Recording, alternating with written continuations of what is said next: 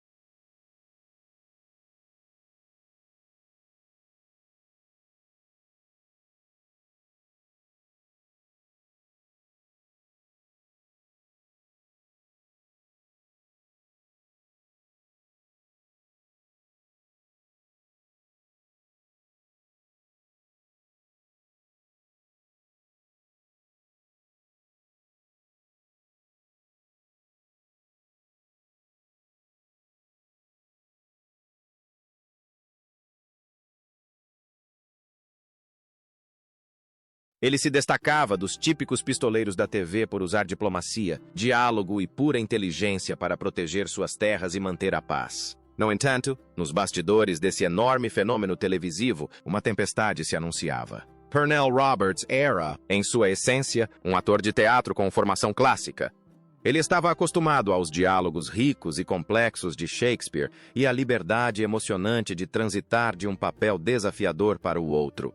Para ele, a rotina interminável das séries de televisão, interpretando exatamente o mesmo personagem semana após semana, sem sequer trocar de figurino, parecia uma gaiola glamourosa. Conforme a série alcançava o topo da audiência, Roberts ficou profundamente frustrado. Ele achava os roteiros simplistas demais e com uma carência desesperada de atores de minorias. Irritava-o que Adam, um homem brilhante na casa dos 30 anos, tivesse que implorar constantemente a permissão do pai antes de tomar qualquer decisão importante. Ele chegou a ridicularizar essa dinâmica, considerando-a completamente adolescente, e perguntou a um repórter em 1963 se não era um pouco ridículo 3 homens adultos viverem daquela maneira.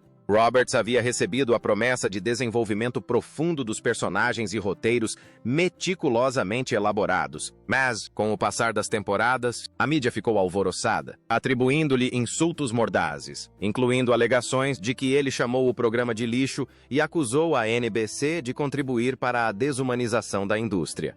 Em uma declaração particularmente famosa, de 1965, ele teria dito a um jornalista que se sentia como um aristocrata em sua área, comparando sua experiência em Bonanza à do lendário violinista Isaac Stern, tocando com uma banda brega de Lawrence Welk. Anos depois, Roberts suavizou sua posição, negando as declarações mais ácidas e insistindo que nunca usou aquelas palavras exatas, embora nunca tenha negado que havia superado a fórmula da série. Ele simplesmente não era adequado para a natureza restritiva e repetitiva de uma série policial de uma emissora aberta. Muito depois de sua saída dramática, o legado de Bonanza continuou vivo, inspirando 3 filmes para a televisão no final dos anos 80 e 90, apresentando a próxima geração dos Cartwrights, e até mesmo uma série prequel em 2001. Mas, para os fãs de séries clássicas, nada jamais se igualou à era de ouro dos 4 homens originais da Ponderosa, ou ao espírito independente e feroz do ator que ousou se afastar de tudo. 4 votos e um santuário, a complexa jornada romântica de Pernell Roberts nos bastidores de sua caótica carreira em Hollywood. A vida pessoal de Pernell Roberts foi uma jornada complexa de amor, decepções amorosas devastadoras e uma profunda busca por companheirismo. Antes de encontrar sua alma gêmea, o ator se casou 3 vezes, e todos os casamentos acabaram se dissolvendo. Seu primeiro casamento foi em 1951 com Vera Mowry, uma brilhante professora da Universidade Estadual de Washington. Juntos, eles tiveram um filho chamado Jonathan Christopher Roberts. Tragicamente, Chris seria o único filho de Pernell em todos os seus 4 casamentos. E o mundo do ator desmoronou quando Chris morreu em um acidente fatal de motocicleta em 1989. Pernell e Vera já haviam se separado décadas antes, em 1959, após 8 anos juntos, em busca de um novo amor. Roberts casou-se com Judith Anna Labreck em 1962, mas depois se casou com sua terceira esposa, Kara Nack, um casamento que durou impressionantes 24 anos antes de terminar em 1996. No entanto, o capítulo final e mais duradouro de sua vida amorosa pertenceu a Eleanor Criswell. Embora os detalhes exatos de como seus caminhos se cruzaram sejam um tanto vagos, relatos sugerem um começo bastante incomum. Eleanor e seu então marido, Thomas Hanna, visitaram a casa de Roberts para profundas discussões intelectuais. Um forte laço se formou e o trio manteve contato próximo. Tragicamente, Thomas morreu posteriormente em um terrível acidente de carro. Após essa perda, Eleanor e Pernell se aproximaram ainda mais, com Eleanor frequentemente organizando encontros sociais na casa do ator. Com o tempo, a profunda sintonia entre eles floresceu em um amor profundo e o casal oficializou a união em 1997. Embora nunca tenham tido filhos juntos, Eleanor trouxe a estabilidade e a devoção que ele tanto buscava. Ela permaneceu ao seu lado incondicionalmente por mais de uma década. Até sua trágica morte por câncer pancreático em 2010, segurando sua mão enquanto a cortina se fechava sobre uma vida dramática. Mas, enquanto Roberts encontrava paz em sua vida pessoal, seus anos profissionais em Bonanza foram marcados pelo ambiente intenso e de alta pressão de um grande sucesso de bilheteria. Nos bastidores, lidar com os egos de um elenco poderoso e com as pressões da história da televisão exigia um constante equilíbrio. Quando David Canary entrou pela primeira vez no set de Bonanza, como o rude peão de rancho Candy Kennedy, a atmosfera já era explosiva. Imediatamente se espalharam por Hollywood os rumores de que o queridinho da série, Michael Landon, estava envolvido em uma amarga disputa fora das telas com o novato. O próprio Canary era extremamente direto e, mais tarde, admitiu que os boatos faziam todo o sentido. Ambos traziam o mesmo tipo de ação física crua para a tela. E Landon poderia facilmente ter visto Canary como um intruso perigoso ameaçando roubar seus holofotes. Mas, em vez de uma guerra declarada nos bastidores, Landon lançou uma brilhante contra-estratégia de extrema gentileza. Logo na primeira semana de Canary, Landon foi pessoalmente até o patrocinador corporativo do programa e exigiu que presenteassem o novato com um carro 0 km, neutralizando com sucesso qualquer ameaça de rivalidade antes mesmo que ela pudesse começar. Landon sabia exatamente o quão frágil era a vida na Ponderosa, porque Bonanza vinha lutando para sobreviver desde o primeiro dia. No início, a emissora estava pronta para cancelar a série devido ao seu orçamento de produção astronômico e exorbitante, mas o programa possuía uma arma secreta que o tornava à prova de balas. Foi o primeiro drama filmado inteiramente em cores vibrantes. A RCA, proprietária da NBC, precisava desesperadamente de um chamariz para incentivar os americanos a comprarem televisores coloridos. Eles fizeram uma aposta arriscada, transferindo o faroeste para o horário nobre de domingo à noite, e a jogada de poder corporativa deu um resultado espetacular. O drama emocionante conquistou o público de tal forma que Bonanza quebrou recordes da indústria, garantindo seu lugar entre os 5 programas mais assistidos da Nielsen por 9 temporadas consecutivas.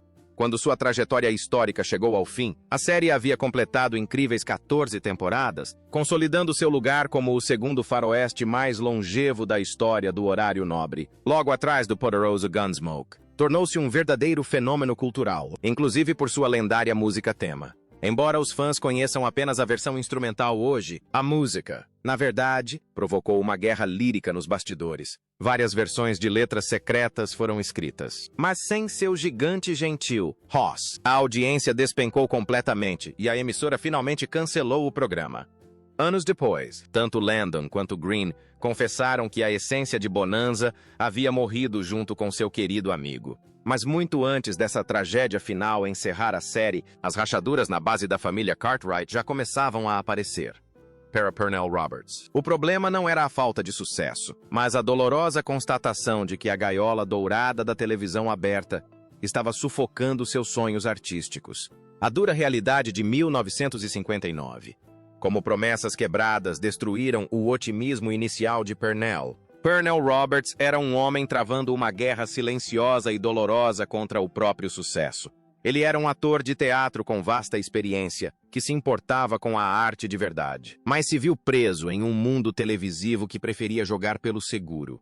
Para Roberts. A enorme fama e o dinheiro de Bonanza pareciam uma gaiola apertada que arruinaria seu talento e faria as pessoas esquecerem que ele era capaz de interpretar qualquer outro papel. Essa necessidade intensa de fazer um trabalho significativo foi exatamente o que o levou a fazer o que todos consideravam uma completa loucura. Ele escolheu virar as costas para uma fortuna e abandonar o maior programa de televisão porque sua alma artística simplesmente não aguentava mais. Esse profundo medo de ficar estagnado o atormentava desde o primeiro dia em que foi escalado para o papel de Adam Cartwright, o filho mais velho, sério e culto, da série. Roberts tinha um talento natural para as câmeras e começou com expectativas incrivelmente altas sobre sua contribuição para a série.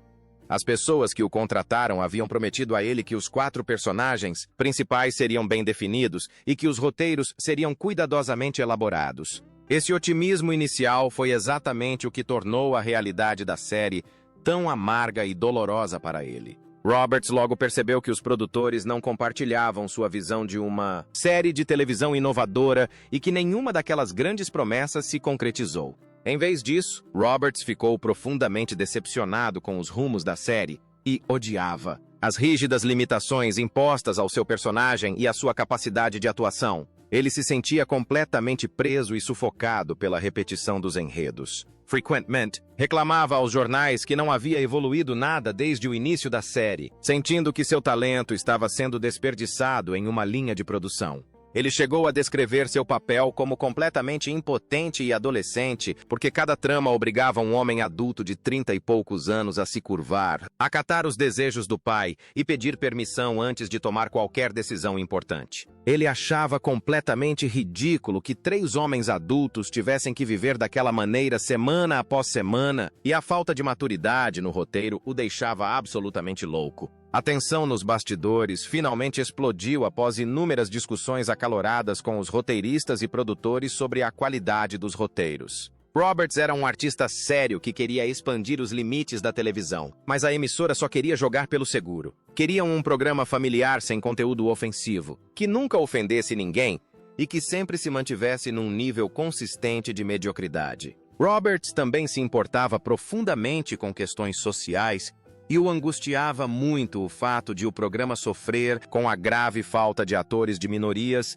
e se recusar a contar histórias com maior relevância social ou temas adultos. Ele queria que o programa fosse um pouco mais maduro, mas a emissora se recusava terminantemente a mudar sua fórmula lucrativa. Conforme as temporadas avançavam, sua insatisfação só aumentava. O aspecto restritivo das séries e a estrutura rígida de um drama policial semanal se tornaram um verdadeiro pesadelo para ele.